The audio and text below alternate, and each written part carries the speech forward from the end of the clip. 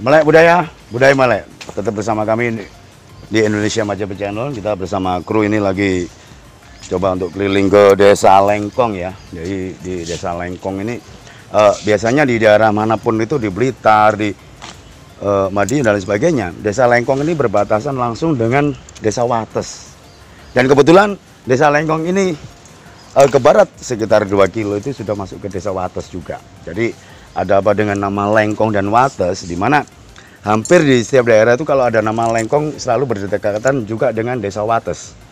Ini kita menelusuri beberapa situs yang ada di pemakaman umum di Desa Lengkong ini, namanya Batu Papan. Jadi ini banyak struktur batu bata merah besar, ini yang masih tersusun seperti ini. Itu banyak juga. Itu pohon-pohon tua masih banyak, pohon aren juga. Dan areal pemakaman ini berdekatan langsung dengan Sungai Pikatan. Ini bawah dari Sungai Pikatan yang dia akan berlanjut sampai ke Sungai Berantas sekarang. Ini akan masuk sampai ke Sungai Berangkal ya, sampai ke Sungai Berantas di Tempuran itu.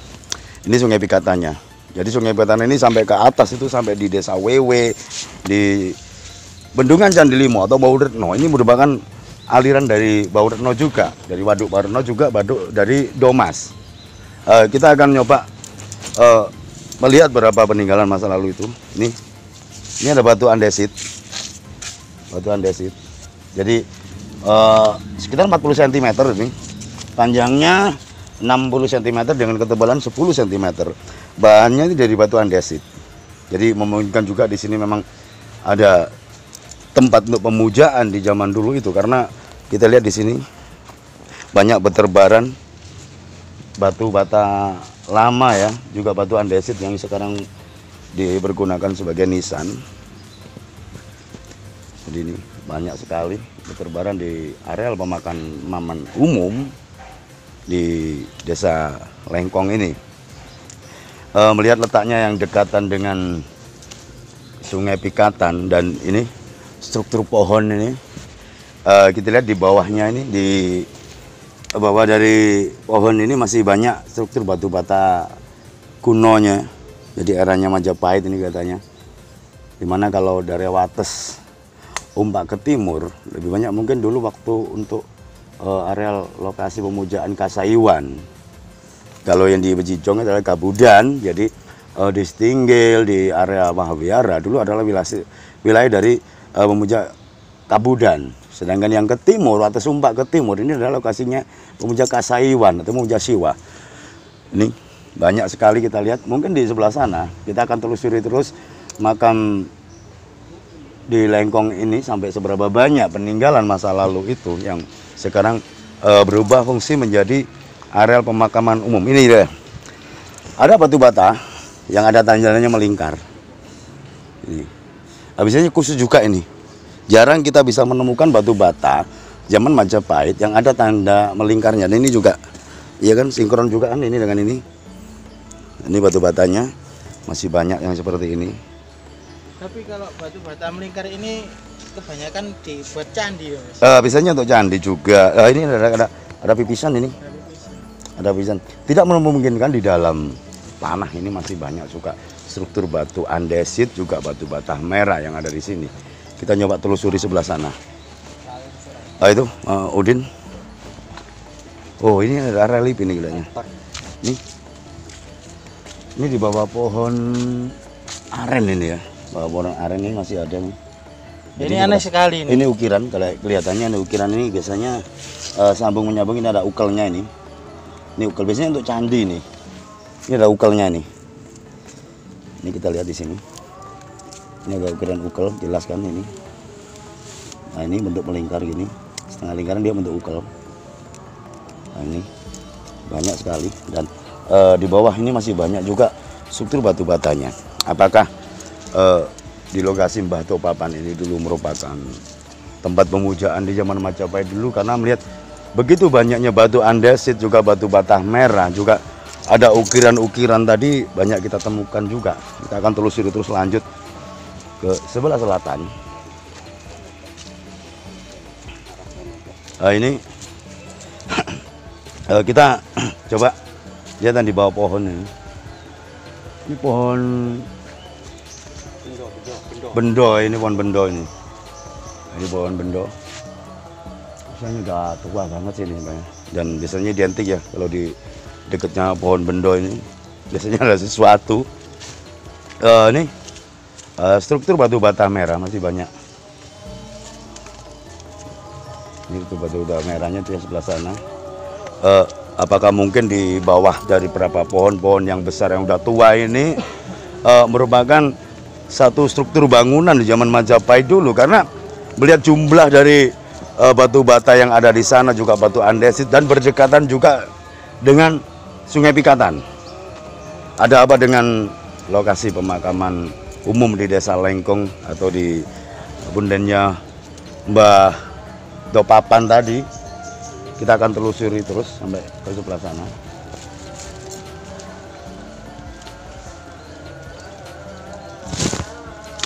Oke, kita tadi habis belusuan ke daerah Lengkong ya. Kebetulan Lengkong ini selalu berdekatan dengan Desa Wates, di mana kita selalu menemukan Desa Lengkong selalu berdekatan dengan Desa Wates. Contohnya mungkin di mana, Pak Don? Yang Desa Lengkong dengan Wates itu biasanya? Masih di perbatasan apa? Iya. Harusnya di Blitar kan ada Desa Lengkong sama Wates itu selalu berdampingan kan? Iya. Terus ini juga sama berdampingan. Ini kan kalau zaman dulu loh ya, zaman sejarah. Ini kan apa itu Kali Pikatan jurusan. Iya. Kebetulan kita ini lagi istirahat ya. Berdekatan langsung dengan Sungai Pikatan. Jadi tadi makam tadi ada di samping dari Sungai Pikatan, dan ini kita lagi stay juga di areal perkebunan tebu, juga dekat sekali dengan Sungai Pikatan. Terus gini, kenapa ya? Kadang-kadang situs-situs itu banyak yang juga berdekatan dengan sungai. Ya, soalnya kan situs-situs ini kan dulunya untuk mungkin untuk perahu. transportasi ya. Iya, transportasi kan itu kan penjagaan. Iya. Jadi tempat dia mendirikan juga untuk kayak seperti ini, pos jaga gitu ya. Pos jaga juga untuk peribadahan juga. Iya. Dan jadi pos pantau lah. Sungai Pikatan dulu besar ya, lebar banget. Iya, lebar. Jadi, sampai dari Kumitir sana pun iya, itu kan, Berantas. Perahu-perahu bisa masuk sampai ke Kota Raja di Trawulan. Jadi dan dari Surabaya itu di sungai ini kan dulunya besar. Sekarang kan mengalami pendangkalan akhirnya itu seperti ini. Terus gini, selama kita keliling ini kok tadi banyak menemukan situs yang mesti ada pohon besar. Apakah memang situs itu dulu ditanami satu pohon besar yang tidak mungkin ditebang? Misalnya pohon apa tadi, pohon bendo, beringin, apa kucacil. Ini selalu selama kita keliling selalu banyak situs itu yang berada di bawah pohon besar, terutama beringin, bendo, kecacil. Apakah memang misterinya dulu orang-orang sebelum kita ya ini menandai tempat itu dengan pohon-pohon besar itu, baik itu di makam, di punden atau di tempat-tempat yang lain, selalu di bawah pohon besar itu ada situsnya. Dan ini kawasan ini masuk di daerah Domas ya, dekat dengan daerah Domas, di mana di sini dulu ada sungai besar yang sampai ke daerah Kumitir, yang kita temukan talut itu, yang ada barusan temukan talut, juga berapa peninggalan dari batu andesit itu. Terus gini, Pak Don, mungkin yang lain juga ya. Rencana kita ini mau keliling lagi ke tempat yang lain, tapi kok tidak lepas dari Sungai Pikatan, iya kan? Selama kita keliling selalu kemanapun itu selalu mendekati Sungai Pikatan. Ada apa kesimpulan teman-teman mungkin dari Sungai Pikatan ini? Apakah memang tadi yang dibilang Pak Don bahwa Sungai Pikatan merupakan hiruk pikuknya transportasi air di zaman itu? Iya, makanya Pak Nanang kan bilang kalau masalah apa itu pohon kok ditandai seperti pohon yang besar. Itu setiap area itu mungkin kan dulu ndak ada HP ya kan. Yeah. Mungkin bisa kita naik apa itu menara dari pohon ya, menara pantau. Tadi pos pantau itu seperti itu. Dan keberadaannya Desa Lengkong ya. Sekarang seperti ini jadi lahan tebu, di mana tebu dulu memang mengalami kejayaan ya di zamannya Raffles, di saat tanam paksa tebu dengan banyaknya didirikan pabrik gula di Jawa terutama ya juga stasiun kereta api. Akhirnya keberadaan Indonesia itu bisa menggeser Kuba ya pada waktu itu merupakan penghasil tebu terbaik dan gula terbaik pada waktu zaman Belanda dulu. Kira-kira Pak Non, kalau kita akan menelusuri ke barat ini kan masih banyak tanah yang belum digali seperti yang ada di belakang kita ini. Kalau tadi kita keliling kan banyak tanah udah tergerus, sudah digali 2-3 meter. Tapi yang ini belum. Menurut teman-teman kira-kira di bawah dari lahan tebu ini masih banyak situs apa enggak? Kalau saya masih banyak. Masih banyak ya? Masih banyak karena apa? Luasnya Kota Raja itu sampai ya kayak seperti hidup zaman sekarang ini. Iya. Dan memang di saat musim panen tebu biasanya kan dibajak. Ya. Habis dibajak itu kadang-kadang di areal tertentu kita bisa menemukan batu permata itu ya. Di daerah Batu Sumpah itu ada di satu lahan pertanian tebu itu yang habis dibajak itu bisa masyarakat berdiri nyari juga. Dan ini mungkin di belakang kita juga masih banyak situs juga. Iya. Tapi pertanyaan saya yang membuat saya berandai-andai dan berangan-angan itu Mas, itu kenapa ya kok setiap aliran sungai atau jalur sungai itu selalu ada tempat pemujaannya? Nah ini. Nah itu kan kalau zaman dahulu itu ibaratnya sungai itu sebagai apakah sebagai sumber kehidupan? Juga mungkin satu ya memudahkan transportasi di zamannya karena transportasi air itu mendominasi di zaman Majapahit dulu. Transportasi air banyak sampai masuk ke Kota Raja juga mungkin Perlambang juga air adalah sumber kehidupan. Di saat tempat-tempat yang banyak air itu selalu ada satu peradaban baru di mana kadang-kadang jangankan manusia ya Bon ya, hewan pun kadang-kadang di daerah sumber dimanapun selalu banyak hewannya. Mungkin ada ular, ada harimau itu karena nunggu mangsanya untuk makan di saat mangsa itu lagi minum air.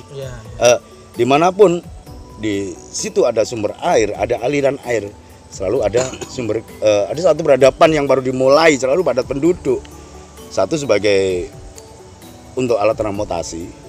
Kayak tadi di apa yang di situ-situ tadi kita datang itu apa ya, kayak ada bangunan struktur ya, ada berundaknya, ada berundaknya juga yang dari batu andesit. Di situ kan sangat apa ya istilahnya itu, saya dari tadi itu bertanya-tanya kok selalu di dekat sungai gitu. Selama kita apalagi kemana-mana, kita lihat di sana tadi ada batu bata yang sudah ada ukiran dan itu mirip juga dengan ukiran yang ada di Candi Bajang Ratu. Pak Nanang kan bilang itu pos pantau penjagaan untuk keluar masuknya para mantul lah ya, tamu-tamu yang datang. Dan dia tidak mungkin lah kalau kita ibadah sampai ke rumahnya kan tidak mungkin. Jadi dibentuk ya mungkin saudagar yang masuk Kota Raja itu berhenti dulu iya kan. Bukti bahwa kebinekaan itu sudah ada memang zaman dulu ya, orang sudah menghormati antara pemeluk agama yang lain, sudah toleransinya sudah tinggi. Karena apa, di Majapahit itu juga banyak kita kan temukan beberapa tempat ibadah yang berbeda juga kan. Memang notabene tidak bisa dipungkiri ya, kata-kata Bhinneka Tunggal Ika Tanhana Dharma Mangura itu berasal dari masa Majapahit gitu, jadi dengan menyimak channel ini mungkin saudara-saudara di luar Jawa dan juga mungkin ada yang saudara kita yang lagi bekerja di luar negeri, salam dari kami, salam hangat dari kami Indonesia Majapahit Channel ya. Simak kami terus karena kami akan berusaha mengungkap kebesaran masa lalu itu ya kan, sampai di mana sih asal muasal satu peradaban besar bangsa ini. Simak kami terus di Indonesia Majapahit Channel, melek budaya.